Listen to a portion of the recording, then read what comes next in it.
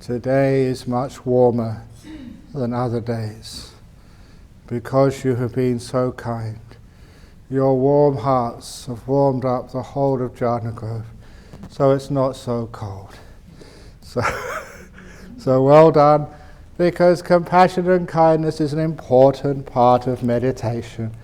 Sometimes what happens is that people, they learn all their Dhamma, they understand something about Buddhism, but when it comes to meditation, it's like all the teachings of the Buddha they've ever learned, they throw away and think that meditation is something different. So you do find the monks walking around with big sticks. They're not allowed to hurt an animal, but they can certainly hurt your back.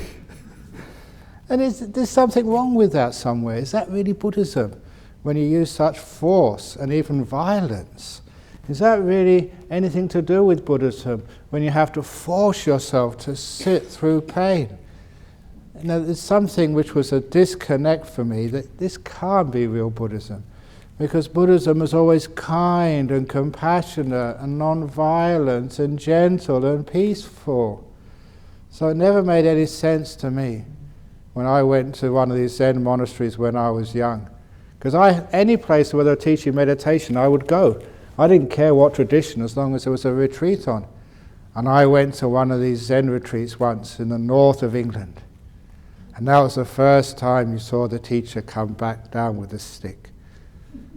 And I was open to being hit. But you know, I've always had, for my whole life, I must have done some very good karma in my past, because in this life I've always got good luck. So I never got hit by the master with the stick, and the reason was because the guy sitting next to me got hit first. And as soon as I heard that,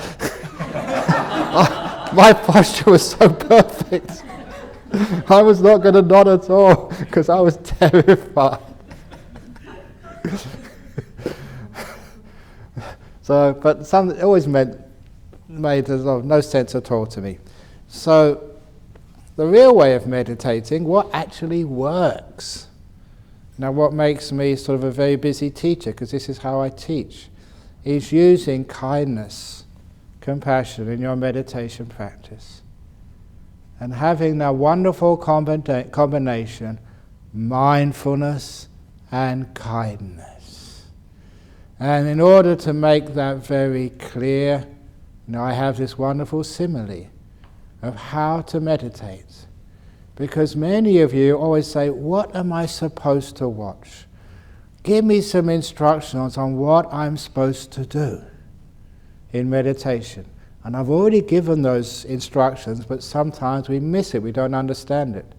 There's only two things which I'm asking you to do in meditation. One, be mindful. Two, be kind. Just those two, nothing else. With those two, you'll find your mind gets very peaceful and still. You don't do anything, you're just aware, see what's happening, and you're kind to whatever happens. And you find all the obstacles, all the difficulties in meditation, they just fade away. And for an example, you should have realized this already. If you try and hold your body straight out of fear of being hit by somebody, or if you try and hold your body straight just to impress other people or to impress yourself, your body gets so stiff, it aches, you get tense, you never have any peace. And then later on, if you try and watch the tip of your nose, I don't know how many people, when I went to teach meditation, the first place was actually in Malaysia. And when I went to teach meditation in Malaysia, they were all complaining about samadhi headache. Now, meditation headache. And I'd never ever heard that before. Meditation headache, what's that? And after a little while I soon figured out what meditation headache is. And to explain it to you, you've probably seen me do this before, I have to take my glasses off. Usually when you watch the tip of the nose, you have your eyes closed. But if you kept your eyes open and you watch the tip of the nose, your eyes would do what my eyes are now about to do. Because I'm watching the tip of my nose now. You're supposed to be doing it just with your mind, but what your mind pays attention to, your eyes go looking towards. So imagine doing this, being cross-eyed for about 10 or 15 minutes. That'll give anyone a headache across here. And that is a cause for samadhi headache. I don't know why you guys do that for. That's not what meditation is supposed to be about. So it doesn't matter what you watch, what you're aware of, whether it's sloth or torpor, tiredness, whether it's restlessness, whether it's a gorgeous nimitta or whatever it is. Make sure you're being mindful, aware of it, and being kind. That much and no more. And the two examples. The first of these examples is one of the most powerful stories the Buddha ever gave, and you've all heard it before, and the reason I'm going to repeat it again is because just how powerful it is. In your meditation, in your life, anything which happens to you, this is one of those stories which is one of the most insightful of the Buddha. It's actually in the Jhana. It's the anger-eating monster story. Once there was a king or an emperor. Actually, it's about time we made the emperor a woman. There was a very wise empress. And this wise empress, who was running a great kingdom, she was away somewhere. Now, I'm not supposed to be gender specific. She was away having her hair done. Oops, I spoiled it now. She was away sort of doing some business or whatever. And while she was away, a monster came into the palace. Ugly, frightening, terrifying, like monsters are. And because the monster was so frightening, all of the soldiers who were supposed to guard the palace, they went and dived under the tables and hid. And they went, through the doors and just shaking in fear. They all vanished because the monster was so frightening. And that allowed the monster to walk right into the center of the palace, into the main hall and sit on the empress's throne. And as soon as the monster sat on the empress's throne, that's when all the guards came out, the ministers too, and said, "Get out of here. Who do you think you are? You're not supposed to be in here. Get out!" And at those few unkind words, the monster grew an inch bigger, more ugly, more smelly, more offensive. And that just made them even more angry. They tried even harder to get rid of the monster. But every angry act, word, or even thought, the monster just grew bigger and more terrifying.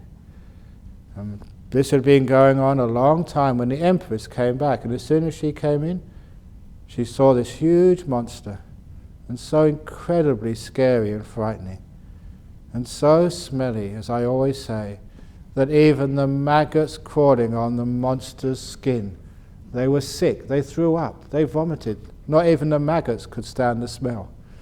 And when the empress saw that, she knew exactly what to do. She looked at this scary, frightening, dangerous monster and said, "Welcome. Thank you so much for coming to visit me. Why have you waited so long to drop in? Has anyone got you a cup of tea yet? Or would you like a cup of coffee? The coffee which comes from the backside of foxes, which the Indonesians gave us 2 packets of fox shit coffee yesterday. I haven't tasted anything yet. I'm letting the monks try it first of all. And if they survive, then I might have some." I'm smart. They're my food tasters. "Would you like some special coffee from Indonesia? The very best, the most expensive, according to Handika."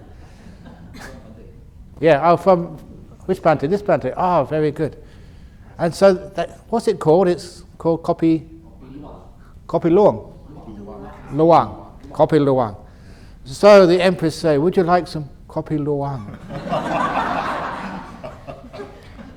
With sweetened condensed milk. And every kind word, every kind act, even kind thoughts from the empress, what happened to the monster? grew an inch smaller, less frightening, less smelly. And that meant everybody understood their mistake. Instead of giving anger to the monster, they gave kindness. A few of them came up and gave the monsters huge feet of foot massage. Because monsters have such big feet. Have you ever had reflexology? Poor old monster very rarely gets that. Just press over here, a little bit harder. Oh yeah, that's just right, said the monster. Oh, yeah, that's really nice. Another 6 or 7 big, strong soldiers gave him a shoulder massage, because monsters have got such big heads. Imagine what that does to your neck and shoulders. It really aches. Whoa, that's really nice. And they asked him, do you want something to eat? We have some nasi goreng. Nasi goreng. Some nice noodles. What would you like to eat? Fish and chips? And so, so they gave this monster so much kindness, every kind act. He grew an inch smaller, less ugly, less smelly, less offensive, until the monster was so small. No, they didn't stop, they kept on until it was so tiny. One more kind act and the monster vanished completely away. And the Buddha told that story. And I said yesterday, we always add things. I add the nasi goreng, I added the foot massage.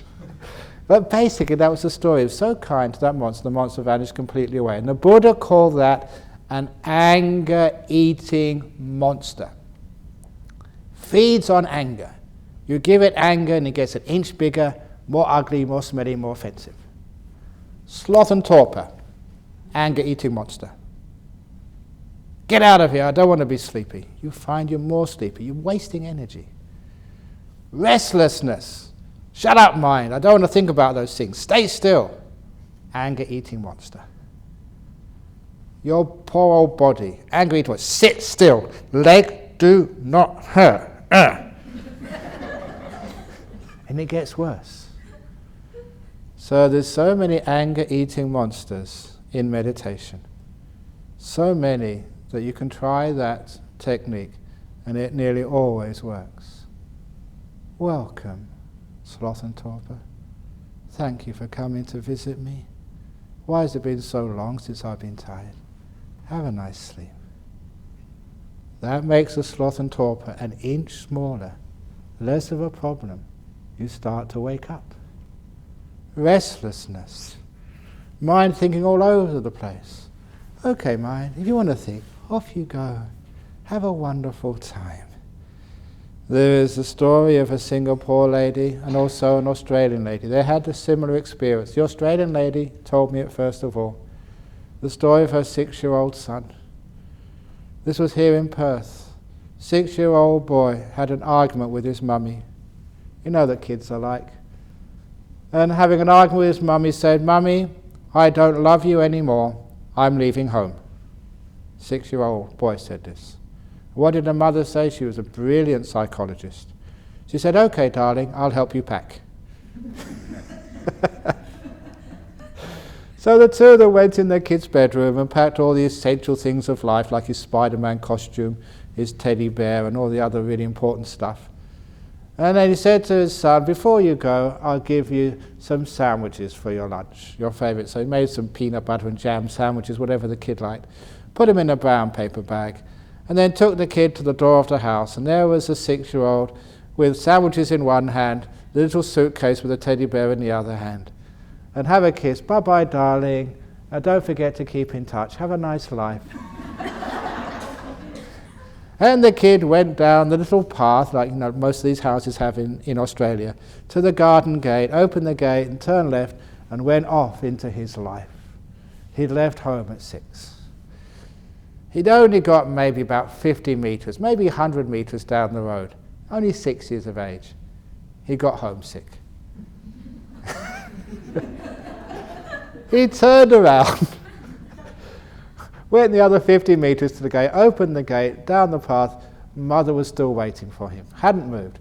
"Welcome home, son." Now that's emotional intelligence. That is how to treat the 6-year-old son. If you'd have said, "No, you can't leave home, you're too young to leave home," you'd have more argument. "Okay, darling, leave home. I'll pack your bags. And then he turned around and came back again, and no more argument.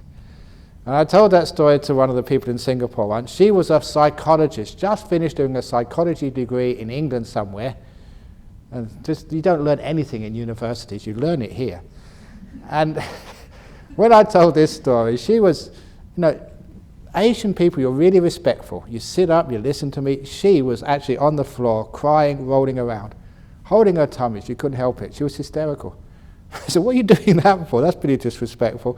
She said, look, let me quieten down for a minute. And when she quietened down, she told me almost exactly the same thing happened to her in Singapore. Very good. In Singapore, she was about 6-year-old daughter. And she also had an argument with her mummy. Mummy, you're not kind to me. You make me work too hard. I want to leave home. And mummy did the same, almost exactly the same, not quite the same. The mummy helped her pack the bag. That's why she was laughing. The similarities were so striking. But in Singapore, the mother never made her a sandwich. She gave her $20 to buy her own lunch. That's Singapore. It's okay, Yutong, he's from Singapore, but he doesn't mind that. So he had to buy his own lunch, as she did. And again, the other difference was in Singapore, don't have big houses like here in Perth. She was on some 20th story of a HDB block. So she got in the elevator, and mother waved her off in the elevator, bye-bye, darling, have a wonderful life. And this little girl, she pressed the close button, pressed the ground floor. And by the time the elevator got to the ground floor, she too was homesick. And so she pressed the button of the floor where she lived. The elevator went straight, she never even got out of the elevator, went straight up, and when the doors opened at the floor where she lived, her mother was standing there. She knew what would happen. Welcome home, darling. Now those are very beautiful stories of women who are very wise, who know that children, they won't go too far. If you love them and care for them, they may get a bit upset, but they'll always come back again. Just like your mind, or your restlessness thinking. Sometimes I wondered, why does my mind go thinking, restless? And I realized many years ago it's because it didn't like me. Because I was always too hard on my mind. Come on, stay here, don't move, watch your breath. When I let my mind go, okay mind, I love you, I'm kind to you, if you want to go, off you go. Then my mind would go a little bit off, and then it would get homesick and come back to me, because it liked me. That is the reason why you have restlessness. Because you're not at ease in your own company. You don't love yourself enough. If you loved and liked yourself and gave yourself a much easier time, the mind wouldn't be running off into fantasies, into restlessness. It's only running off because it's trying to escape from someone, from you. The other simile, which is not a true story, but which I made up, is of the person. The woman, in the afternoon, she receives a call on her smartphone. It's from one of her friends. The friend says, are you free this afternoon? She said, yeah. Come out for a cup of coffee. I said, okay, but I'm not going to go to your coffee shop. You're coming to my coffee shop, because the one I like. And you're not going to have one of your cappuccinos. You're going to have latte. I don't care if you're looking after your cholesterol. I like latte. You're going to have one too. And none of these stupid blueberry muffins. You're going to have a biscuit, because that's what I like. I like biscuits. And we're not going to sit out the front where you like sitting. We're going to sit in the back, because I want to have a conversation with you. I know you always like talking about Buddhism and this sort of rubbish. I want to talk about politics. So that's what you're going to talk about too. And we're going to sit there for 1 hour and a half. Not 2 hours, not 1 hour, because I've got 1.5 hours. You're going to sit for 1.5 hours too and talk about politics with me.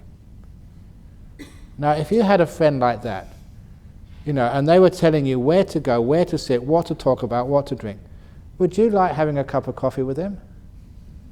Of course not. You'd straight away think, oh yeah, I've got the appointment with the dentist. Oh, it just went out of my mind. You'd make anything up to get out of going with such a control freak. So she said, oh, I'm so sorry, I forgot. I've got a dentist appointment. I can't make it. Maybe next time. And then 1 minute later, she gets another call from another friend. Hey, are you free this afternoon? Said, oh no, I've got a dentist appointment. Oh, that's a shame, because you're always telling about this coffee shop, which is so wonderful, the one that you like. And you keep on telling me they make just beautiful cappuccinos there. You know, I usually like latte, but I'm going to try one of your cappuccinos. And you always like sitting out the front. I don't usually like that, but you know, you say it's so wonderful sitting out the front, watching the world go by, so I want to sit in the front too. And you know that, you know, I'm always into politics, but you're always so calm and peaceful and kind. You say Buddhism is helping you. Teach me some Buddhism. I'm interested in Buddhism. And if someone said that to you, what you would do, like this woman said, oh, I'll cancel a dentist appointment, I'm coming. And you end up with somebody like that who wants to talk about what you're interested in, want to try what you like, sit where you like. You end up spending more time than you ever expected. 2, 3, 4 hours go by very quickly. Now in that simile, you can understand what restlessness is. It's like you're telling your mind, stay on the tip of the nose, watch your breath, you're not going to do anything else, you're not going to do what you want, no thinking, no restlessness, stay here, you're not going to move, you're going to sit exactly here for 1 hour, not for an hour and a half, not for half an hour, 1 hour this time. Okay. You'll find any excuse. Sleep. I've got these important things I've got to plan and work out for the future when I get home. Anything to get away from such a mind. But imagine you change your attitude to your mind and say, hi mind, what are you doing? Are you free right now? Do you want to do some meditation? If you don't want to do some meditation, it's fine by me. And then your mind gets interested. What do you mean? You can sit for however long you like. Half an hour and a half, that's good. If you want to watch the breath, that's fine. If you can watch something else, that's fine with me as well. If you have an attitude like that, your mind likes to stay with you. You like to hang out together because you are the best of friends and you care for one another. That is the reason why people are very restless. Who are they trying to run away from? Themselves. Because they don't like themselves. And every time you meditate and you fall asleep, bad mind. You fell asleep that time, bad mind. You tell yourself off so much. Your poor mind is terrified of you. That is why it runs away. So instead, if the mind wants to go running away, just remember the story of the mum. Oh, you want to go and think about some sexual fantasy or whatever? Off you go, mind. Have a nice time. And it goes off for a few minutes. Say, hey, this person likes me. And it comes back to you. Doesn't need sexual fantasies, doesn't need plans, doesn't need sloth and torpor anymore. Because you're kind to your mind. That is how you become peaceful. Not through force. In my life as a monk, I've been 40 years now as a monk, meditating for, I've seen so many people use force, trying to beat down their mind, watch their breath at all costs, as if they're like some US Marine in Guantanamo Bay. You move, and you get waterboarded. They've tried that, and they've got incredible willpower, but they never get any peace of mind. They get stress. And afterwards, those are the people who go on retreats and get angry when they get home. They don't love themselves. They try and beat down their mind. It does not work. The Buddhism is compassionate. It's kind. We can't even swat a mosquito, but we keep swatting our mind every few minutes. Bad mind, bad mind, bad mind, bad thought. I better stop doing that. It's beginning to hurt. Be kind. So what happens when you're kind and you're mindful? This is where I get to the simile. Again, some of you have heard this before, but again, please, if you've heard it before, please pay attention. Just like every time I go on the aircraft, they have the same old safety demonstration. Even though you've heard it before, your safety is important to us. Please buckle up your seatbelt this way. Don't know how many times I've seen that, but you always pay attention because one day it might save your life. Actually, people actually showed me these videos. Do you ever see that YouTube video? I think it was some aircraft in the United States, and the flight attendant, the senior flight attendant, sort of decided to improvise on the safety demonstration and say, oh, I can't remember it all, but it was so funny. There was another one, I think it was some European airline, and the flight attendants, instead of actually just saying, please notice where the exits are, please do this, they actually started singing it with a dance routine. And they say, when you're flying along the aircraft, you buckle up your belts this way, la.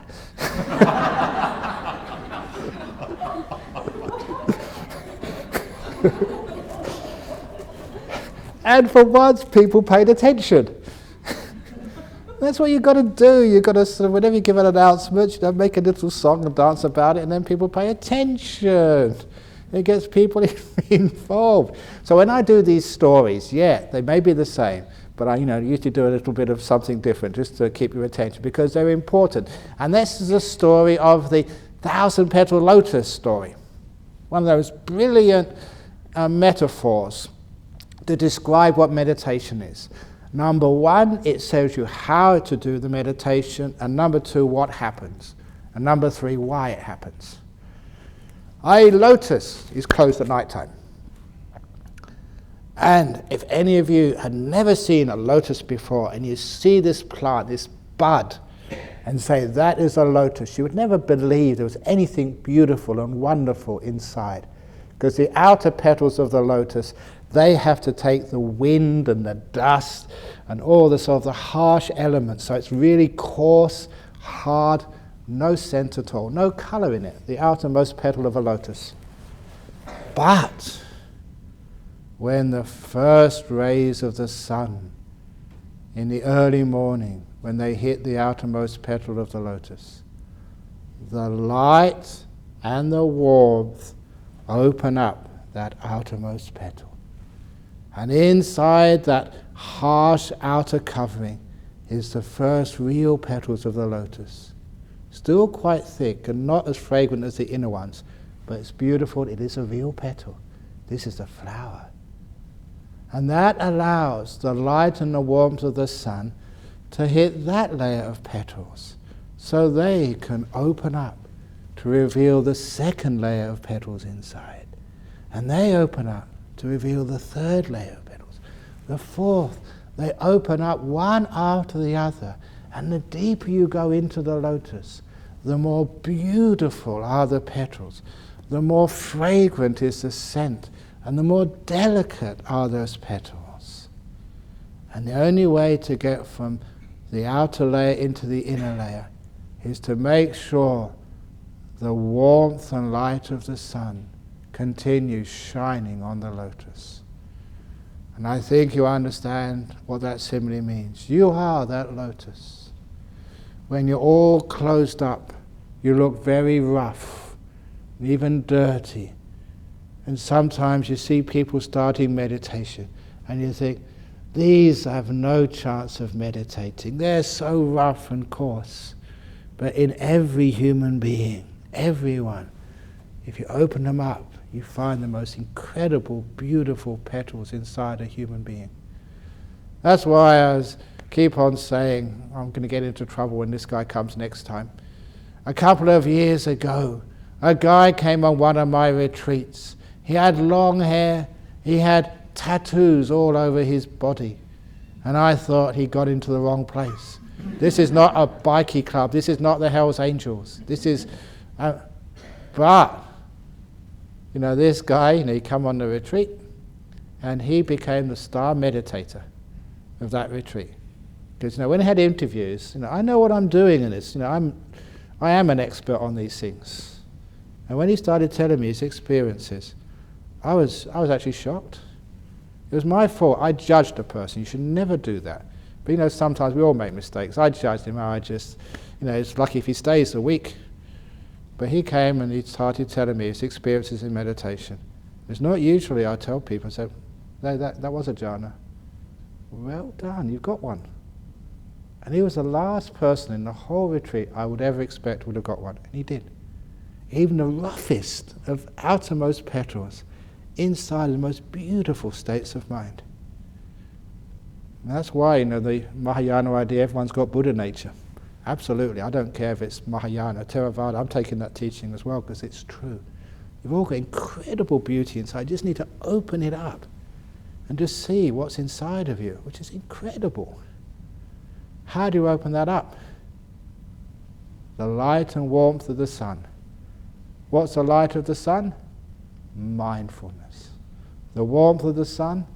Kindness. That's all you need to open yourself up. Just those two things. Kindness and awareness. You think that's very easy to do. It's not. Awareness, mindfulness is a tough thing to develop. And yesterday I showed how stillness makes it more powerful. And kindness is even harder to do. You know, Buddhists often talk about compassion and kindness. They talk about it, but how much of it do they do? Every now and again they do it, but certainly not to their husbands or their wives. Well, they do it, but not enough. And they certainly find it very difficult to do it to oneself. So, mindfulness and kindness. You start off with the outermost petal, this stupid old body. You're sitting here and you're tired. You're working too hard. You got jet lag. You've eaten too much. You haven't eaten enough. You haven't slept enough. Ugh. Have you ever felt like that when you started meditating? Ugh. I often felt, ugh. I'm getting old, getting tired. Ugh. But when I ever feel like that, you know, the yucky state when you first start meditating, I know exactly what to do. I just sit here and I'm aware of the yucky feeling. You may be tired, you may be itchy, you may be cold. Yeah, it's not nice. But you're aware of it, and then you're kind to it. You're so kind to this moment, to this body. And it doesn't take that long. I've done this so many times. I know exactly what to expect. You're tired, you're aching, you're sore, you've got an itchy nose, whatever it is. It's too hot, it's too cold. Just aware and kind. It's beautiful kindness which accepts, embraces, opens the door of your heart to this yucky feeling, whatever you're feeling. And after a short time, all the yuckiness vanishes. The anger-eating monster gets smaller and smaller and disappears just through kindness. And your body is just so relaxed. No pain at all. It's very, very, very powerful, kindness, when you know what it is. Okay, here we go again. When I had the last real sickness I've ever had, about 2 or 3 years ago, had food poisoning. It really takes something to make me sick. And food poisoning, I call it occupational hazard. Because, you know, you give me all sorts of food and I don't know what I'm eating. You say what I'm eating, but sometimes it's wrong.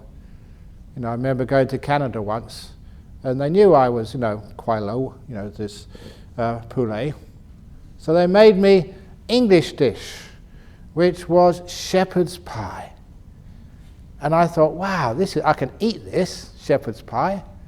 And it had shepherd's pie, if you don't know what it is, it's like mashed potato on the top, and it has some sort of like meat underneath, some mince meat or something underneath.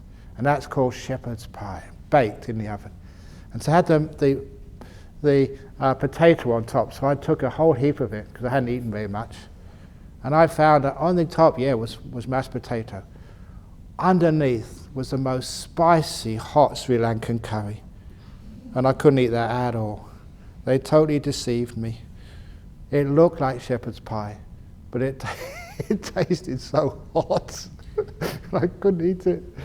So that's one of the problems sometimes. You know, even with food, you have to be kind to yourself, and then you find, you know, you're in good health. But sometimes you eat something, and I had this terrible food poisoning because I didn't know what it was. It looked like good food, but when I put it in my mouth, ugh, and it got into my tummy, and I had food poisoning. And you know what food poisoning is? It's not indigestion, it's food poisoning. When you're sitting there, ooh, and you have a cramp, ooh, ooh. Am I a good actor? I try anyway to entertain you. Ooh! And I was in my cave so no one could hear me, but you know, you can't help but scream because it really hurts. It's just nature. That's what the body does when you have great pain. And so I thought, what should I do? Go and call a doctor? Because that's what most people would do. But the doctors are so far away. It takes them half an hour to get here and half an hour to get to the hospital. So I'll probably be dead by then. So instead, you have the Buddhist doctor, mindfulness and kindness. So this is absolutely true. I think I mentioned this earlier. You're mindful to the pain, just mindful to it. Totally aware of it without judging it. And then you're kind. It's beautiful compassion towards your guts. And because you're aware, you get what we call feedback. You can see the feelings change. And I could notice a little bit of kindness, the pain grew a little bit less, only a tiny bit less. Well, that encouraged me. A bit more kindness, a tiny bit less. More kindness. Because when I was kind, you relax. When you were compassionate, you opened up. And the pain got less and less and less. And what really surprised me is how short a time it took. Because I had a clock in my cave. If you go to my cave, you see the little clock in there. 20 minutes is all it took. From when I started doing kindness and mindfulness to the moment there was no pain left at all, nothing to do. It was another anger-eating monster inside of me. The pain. And all I did was follow the Buddha's instructions. Welcome, pain. Thank you for coming to visit me. Anything you need? That kindness, when you know what it really is, it's really, really powerful. And you get something like food poisoning, which is bacteria. It's a real thing. What happened to them, I never know. But I always tell the joke, I visualized afterwards that all those bacteria all had their little legs crossed and their arms in their laps. And all the bacteria, instead of causing havoc in my stomach, were all meditating peacefully inside my guts. It was a nice little visualization to do, because I don't know what happened to them, but they never caused any trouble ever since. Mindfulness and kindness is incredibly powerful. It relaxes. So I start with my body, and the body gets so loose and so relaxed. I'm aware and I'm kind, and I can relax my knees, relax my bottom, relax my nose with kindness, until everything gets so comfortable, it disappears.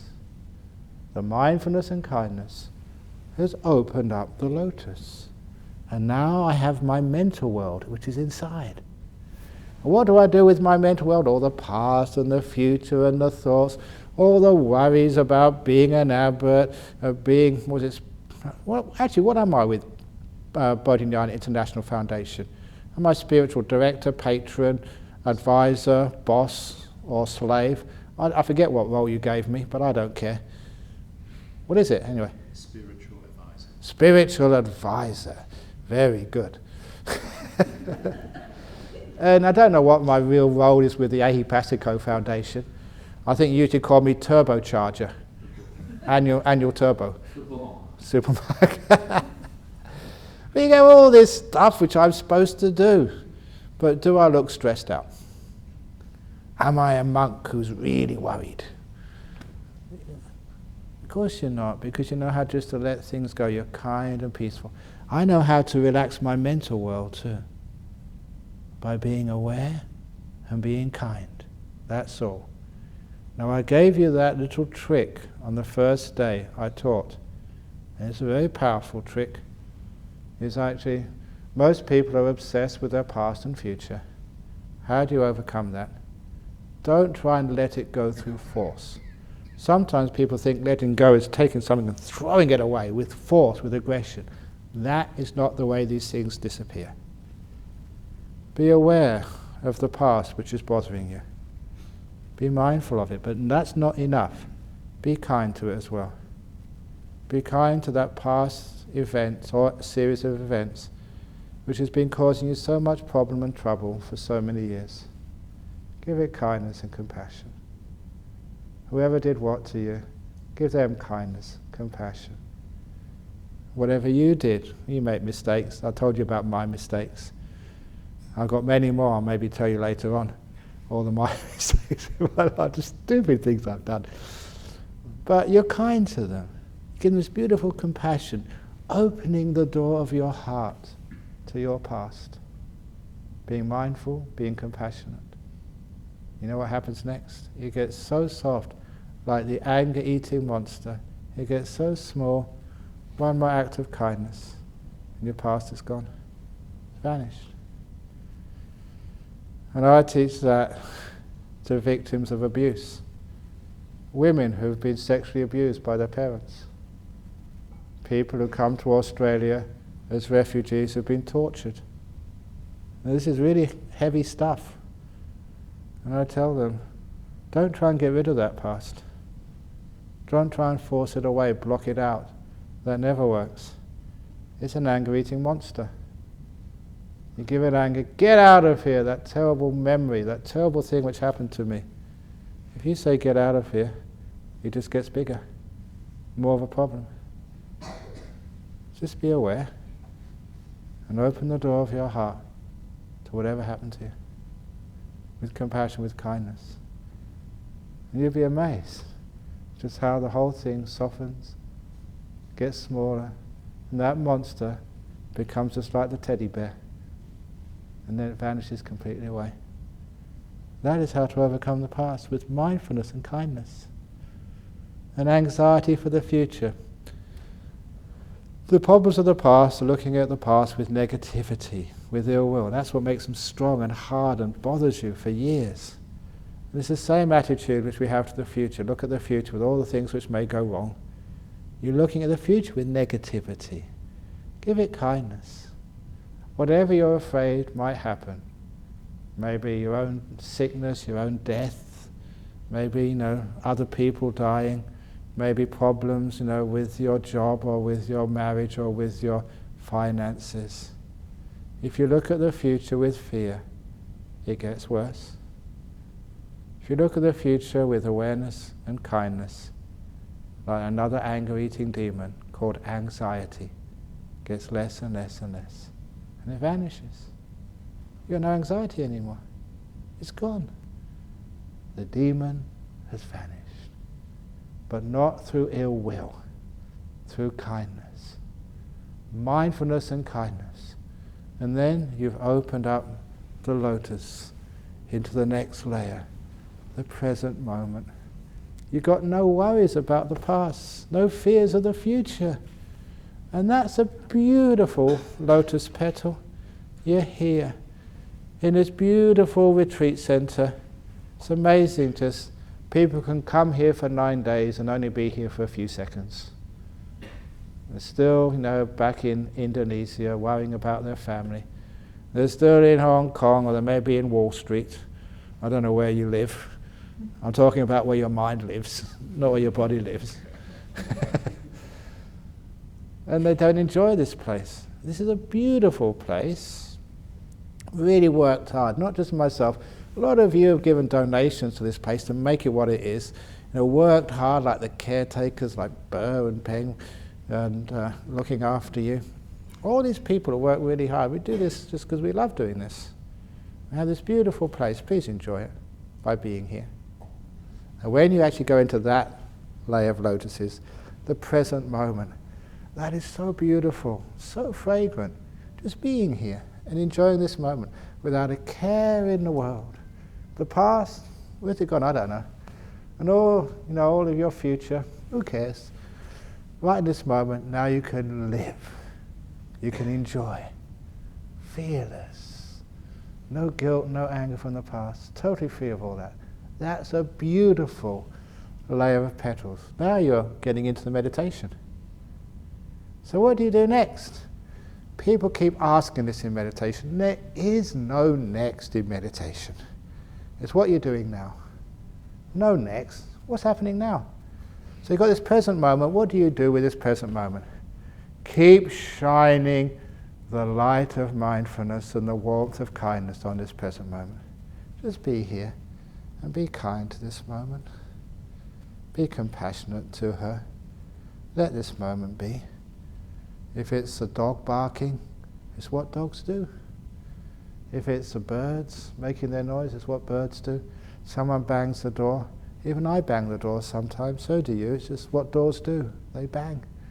Be kind. Never get angry. And if you are kind to this moment, it gets very still. There's nothing to say. All of the thoughts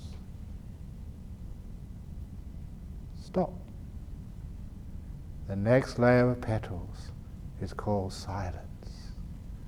right in the middle of the present moment, is this beautiful quietness.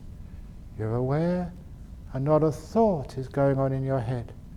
Just like sometimes the sky is clear without a cloud in the sky in Australia this time of year. So beautiful to see. That's the layer of petals called silence. And how do you keep that silence? You've got to be kind to her. Open the door of your heart to the silence without any fear. Just be aware, that's all.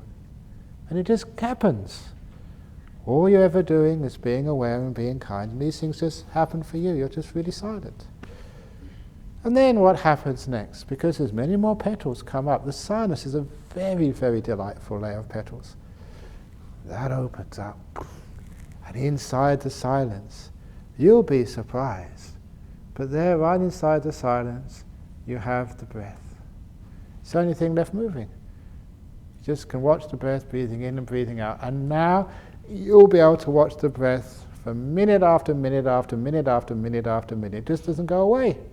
Because you're not doing it anymore. You're not forcing it. You're just being aware and being kind. And it happens naturally. You're just aware of the breath going in and going out. Breath after breath after breath. So many people say, I can't watch the breath. Maybe breathe in, breathe out, and after about 30 seconds I go thinking and wondering about all sorts of things. You're not supposed to be watching the breath yet. You're going too fast. Just be mindful and kind and let the breath come to you. And then you're just sitting here watching the breath. And then the next layer of petals opens up. The delightful breath. So you've just been watching the breath with mindfulness and kindness. Be kind to your breath. Sometimes I look upon my breath and think about my breath with so much gratitude. This is my 63rd year now. For almost 63 years my breath has been coming in and out of my body, and it hasn't missed a breath yet. I'm still alive. And I'm very grateful. Even when I'm busy, when I'm sleeping, when I'm sick, when I'm healthy, the breath is always there for me. Imagine having a servant, a friend like that, who's been looking after you, caring for you, feeding you oxygen and energy, taking away all the waste products, day and night for so many years. Have you ever said thank you to your breath? I don't. Oh, it's really kind of you, breath. Thank you so much. Keep on going a bit longer, please. And when I have that attitude towards my breath, I have respect and kindness towards her. It's so easy to stay with my breath. Just like it's easy to stay with anyone who's kind to you. Just like that lady who was invited by a friend saying, what do you want to talk about? What do you want to drink? Where do you want to sit? You like hanging out with people like that? Me and my breath, we're such good friends. We've had such wonderful times together in the past, that as soon as my breath sees me, hi, Ajahn Brahm, what are you up to? And so we hang out together. Best of friends. I have kindness towards my breath. Therefore it stays with me. And it soon becomes, the petals open up, the delightful breath. Oh, that's so wonderful. Watching the breath, oh yeah. Ah, I can stay here all day. Sometimes it feels like that. No effort at all, just totally delighted, just breathing in and breathing out. Breathing in, no force at all, no effort. You just can't take your eyes away from the breath. Your mental eyes, that is, just breathing in. So peaceful, so delightful.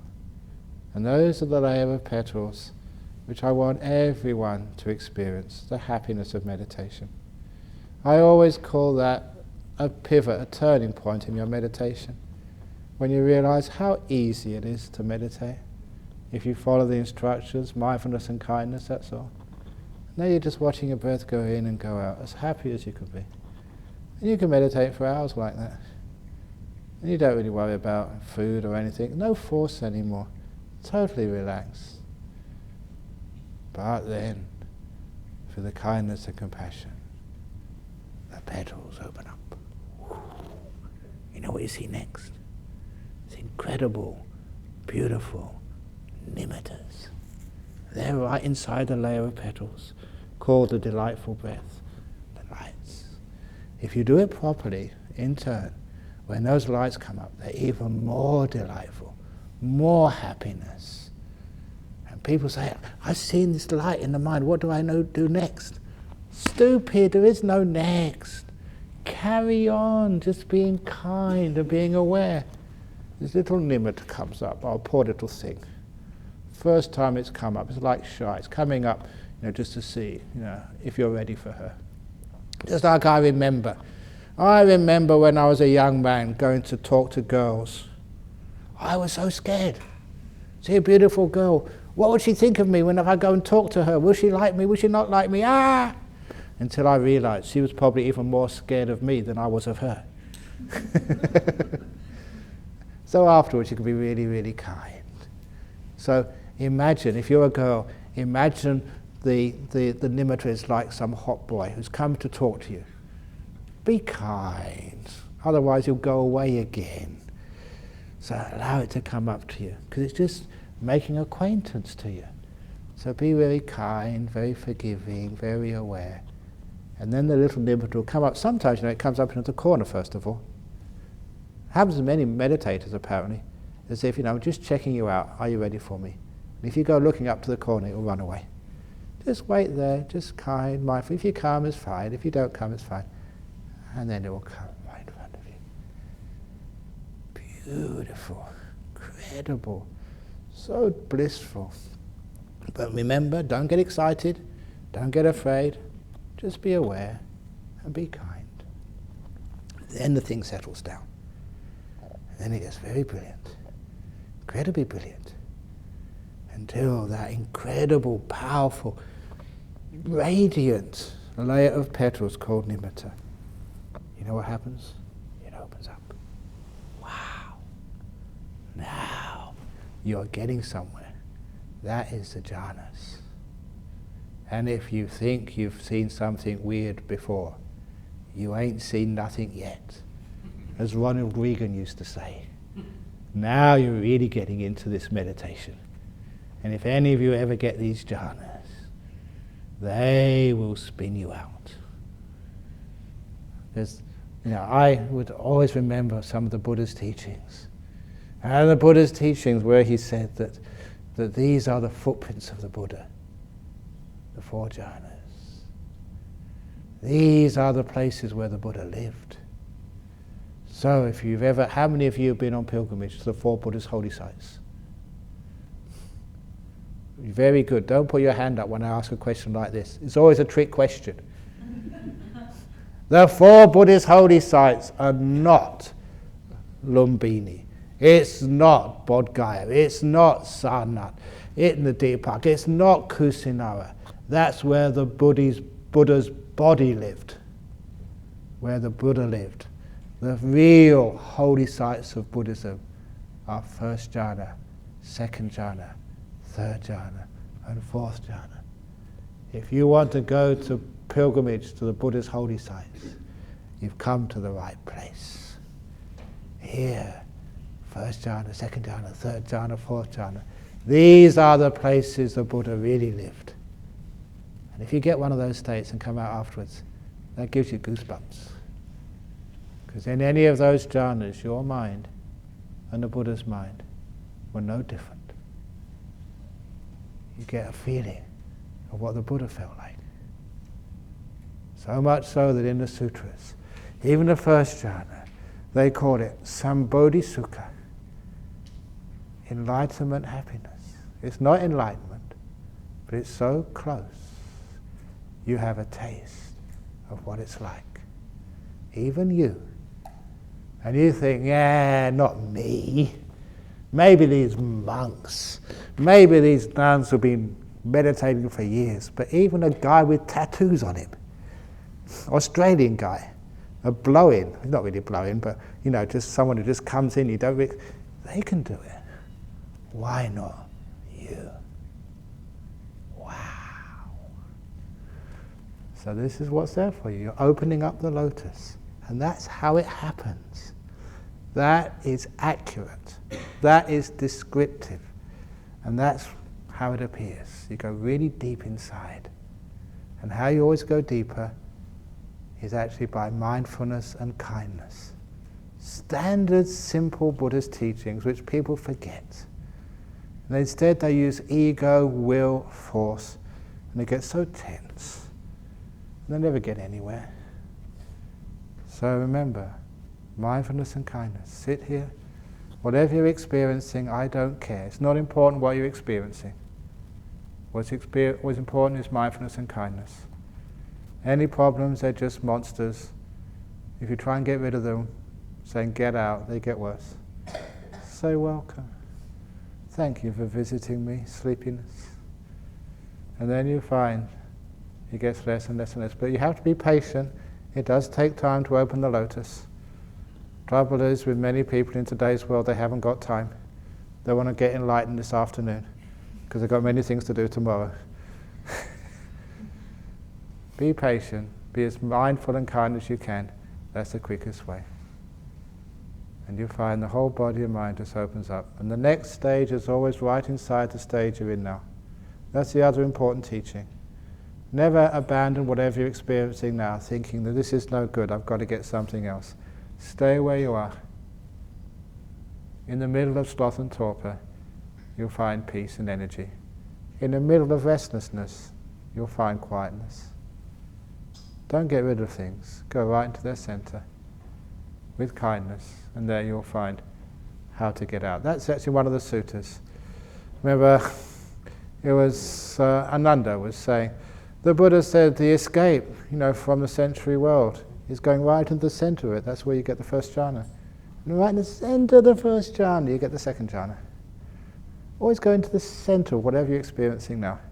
Don't go on to the next thing. Don't go out of it. Don't get rid of it. Be kind to it, and you go right inside of it. Right inside the body where you have the mental world. Right inside of time when you have the present moment. Right in the center of the present moment where you have silence. Right in the center of the silence, you've got the breath.